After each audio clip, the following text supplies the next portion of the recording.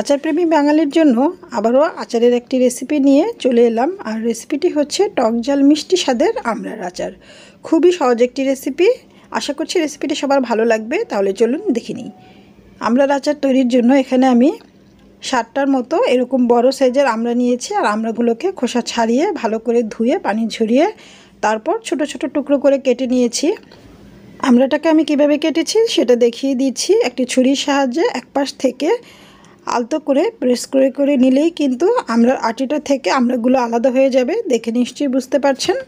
ঠিক এভাবে করে সবগুলো আমড়া আমি কেটে নিয়েছি। আর আমড়াগুলোকে আলাদা করার পর মাঝখান দিয়ে কেটে দু টুকরো করে নিয়েছি।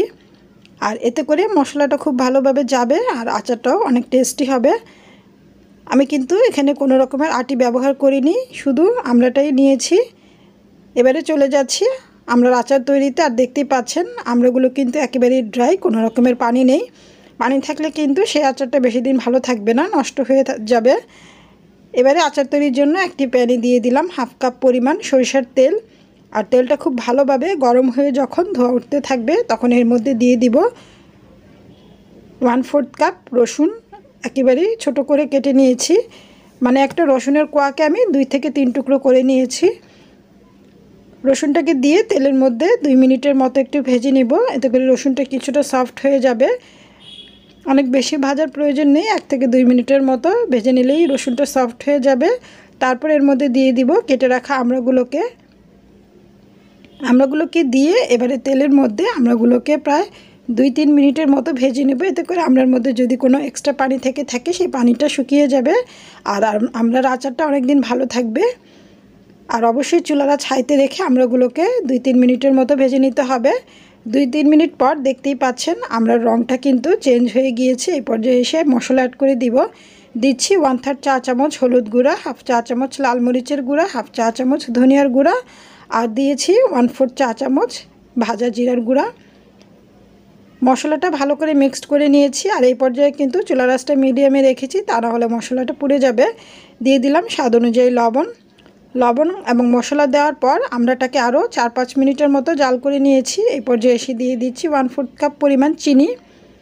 আপনারা এখানে চিনিটা আপনাদের স্বাদ অনুযায়ী বাড়িয়ে কিংবা কমিয়ে অ্যাডজাস্ট করে নিতে পারেন। চিনিটা দেওয়ার পর ভালো করে মিক্সড করে নিব। আর চিনিটা ভালো করে গলে আসার পর ঢাকনাটা লাগিয়ে দিচ্ছি। আর ঢাকনাটা লাগিয়ে দিয়ে আমড়াটা সেদ্ধ হওয়ার জন্য চুলার আঁচ একেবারে মিডিয়াম টু লোয়ের মাঝামাঝি রেখে ওয়েট করছি 10 মিনিট।